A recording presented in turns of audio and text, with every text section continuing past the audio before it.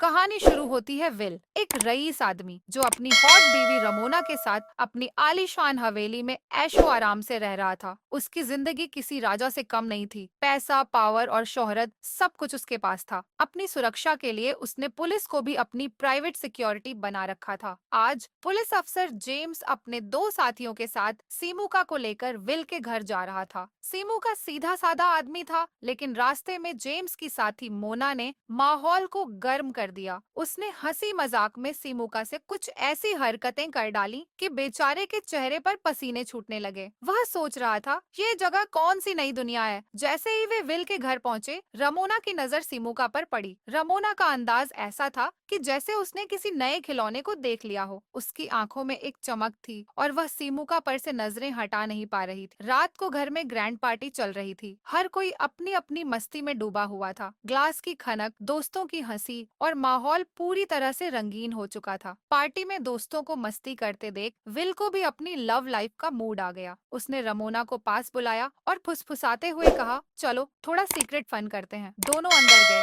और वहाँ जमकर मस्ती शुरू हो गई। पहले तो सब कुछ रोमांटिक चल रहा था, लेकिन जैसे ही मामला थोड़ा तेज हुआ, विल को हल्की चोट लग गई। उसने गुस्से में रमोना को डांट दिया, लेकिन रमोना भी चतुर थी। उसने अपनी अदाओं और मीठी बातों से माहौल को फिर से रंगीन बना दिया। इस दौरान पार्टी के शोर से परेशान होकर सिमुका गलती से कमरे के पास पहुंच गया। अंदर से आ रही आवाजें सुनकर वह सोचने लगा, यहाँ तो कुछ और ही धमाका हो रहा है। तभी घर की नौकरानी सोफिया वहां आई और बोली, आराम से रहो, यहाँ ये सब डेली होता है, बस अपना काम करो और पैसे कमाओ। अगली सुबह विल और रमोना धूप सेक रहे थे। तभी सोफिया जूस लेकर आई। सोफिया का ग्लैमरस अंदाज देखकर विल का मूड फिर बदल गया। उसने उसे पैसे दिए और कहा, तुम्हारे बिना ये घर अधूरा लगता है। सोफिया ने इशारों में ही समझ लिया कि वह क्या कहना चाहता है। उधर रमोना पुल के पास बैठे सीमुका को देख रही थी। वह उसके पास गई और बोली, यहाँ अकेले क्यों बैठे हो, आओ बातें करते हैं। सीमुका थोड़ा शर्मिंदा था क्योंकि उसने सही कपड़े नहीं पहने थे, लेकिन रमोना की बातों ने उसकी झिझक दूर कर दी। दोनों के बीच अब बातचीत में एक अलग ही कनेक्शन बनने लगा था। दिन ढलते ढलते रमोना और सीमुका के बीच की दूरियां और कम हो गईं। रमोना की बातों और उसकी मौजूदगी का जादू ऐसा था कि सीमुका अपनी झिझक पूरी तरह भूल चुका था। अगले दिन जब विल घर लौटा तो उसने देखा कि सब अपने अपने काम में लगे हुए थे, लेकिन कहानी अभी खत्म नहीं हुई थी। विल और रमोना की जिंदगी में आने वाले तूफान की बस शुरुआत थी। विल का बोटिंग से थका हुआ शरीर अब आराम मांग रहा था और सीमुका ने उसका यह आराम अपने मजबूत हाथों से देना शुरू कर दिया। रमोना जो पास में बैठी थी, उसके मन में कुछ और ही चल रहा था। उसकी आंखों की चमक और सीमुका की उंगलियों का जादू जैसे एक दूसरे से बातें कर रहे थे।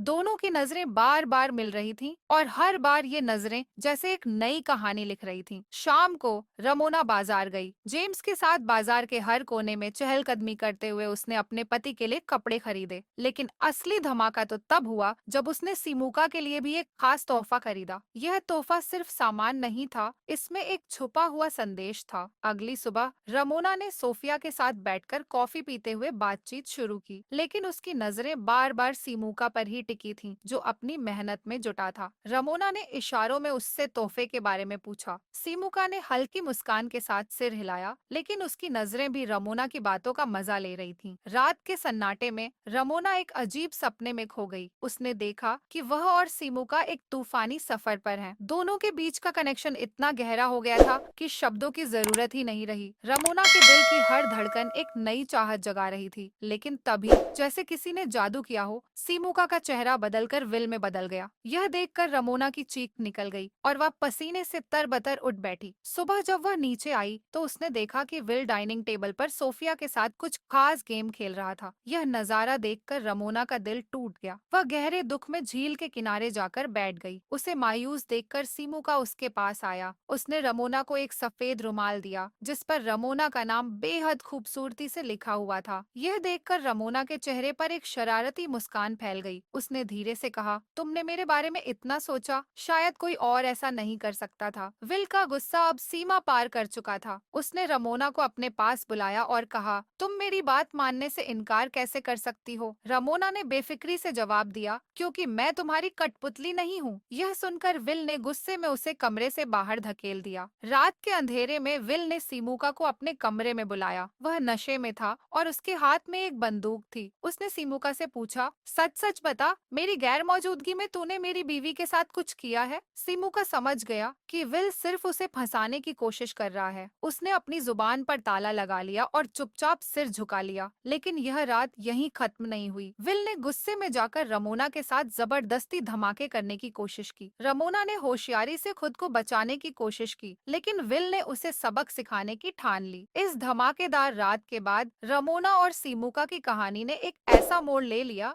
जहाँ से उनकी जिंदगी पहले जैसी कभी नहीं रह सकती थी। सीमुका को खुश देखकर विल ने उसे कुछ पैसे थमाए, जैसे वह उसकी वफादारी खरीदने की कोशिश कर रहा हो। शाम को जब सीमुका बाहर टहल रहा था, रमोना दबे पांव उसके करीब आई और उसे छेड़ने लगी। उसकी हरकतों में एक अजीब सी मस्ती और शरारत थी। धीरे धीरे यह छेड़छाड़ एक जादुई कनेक्शन में बदल गई। अब हालात ऐसे हो गए कि जब भी विल घर से बाहर जाता, रमोना और सीमुका का छुपा हुआ खेल शुरू हो जाता। सांसें तेज होती, धड़कनें बढ़ती और इन दोनों के बीच का रिश्ता और गहरा होता गया। सोफिया, जो इस सब की गवाह थी, चुपचाप यह सब सहती रही क्योंकि वह रमोना की खुशी में कोई खलल नहीं डालना चाहती थी। एक दिन जब दोनों साथ बैठे हुए थे, रमोना ने सीमुका से कहा, चलो कहीं दूर चले चलते हैं और अपनी एक नई दुनिया बसाते हैं। लेकिन सीमुका ने उसे समझाया, अगर मैं तुम्हारे साथ भागा तो साला विल हमें जिंदा नहीं छोड़ेगा। रमोना के चेहरे पर मायूसी छा गई, लेकिन उसका इरादा मजबूत था। हालात तब बिगड़े जब एक दिन विल अपने काम से अचानक घर लौट आया। सोफिया ने जैसे ही उसे देखा, उसने तेजी से रमोना और सीमुका को सतर्क किया। रमोना बाथरूम में छिप गई और सीमुका खिड़की से कूदकर भाग गया। जब विल ने रमोना को ढूंढना शुरू किया, तो सोफिया ने उसे बताया कि वह बाथरूम में है। यह सुनकर विल भी वहीं पहुंचा और नहाने का बहाना बनाकर रमोना के करीब जाने की कोशिश करने लगा। सीमुका उस वक्त सोफिया के साथ बैठा था। सोफिया ने उसे अपने दर्द भरे दिल की बात बताई। उसकी बेटी एक जानलेवा बीमारी से जूझ रही थी और उसके इलाज के लिए उसे पैसों की सख्त जरूरत थी, इसीलिए वह इस घर में नौकरी कर रही थी। कुछ दिनों बाद विल ने अपने दोस्तों के लिए एक बड़ी पार्टी दी। पार्टी में लोग एक दूसरे की पार्टनर के साथ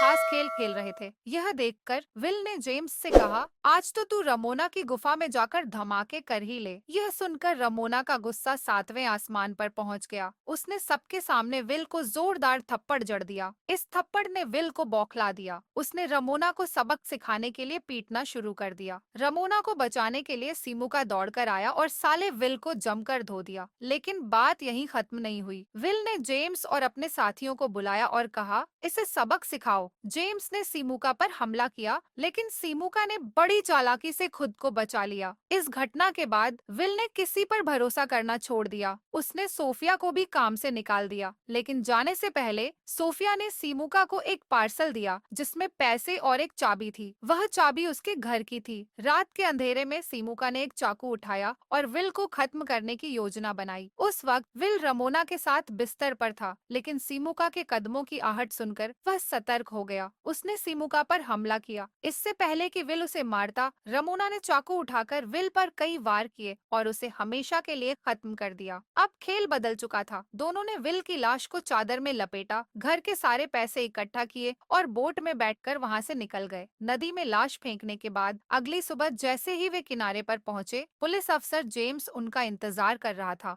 यहाँ सच्चाई का खुलासा हुआ। रमोना और जेम्स की यह साजिश पहले से तैयार थी। उन्होंने सीमुका का इस्तेमाल किया ताकि विल की जायदाद हड़प सकें। जेम्स ने बताया, यह सब मेरा और रमोना का प्लान था। सीमुका ने सब कुछ समझते हुए गुस्से में जेम्स को मारने की कोशिश की, लेकिन रमोना ने उसे रोककर खुद ही जेम्स का खात्मा कर दिया। अब रमोना के पास सब कुछ था, विल की जायदाद, पैसे और आजादी। सोफिया भी वापस आ गई। कहानी खत्म हुई, लेकिन हर किरदार का अंत एक नया सवाल छोड़ गया।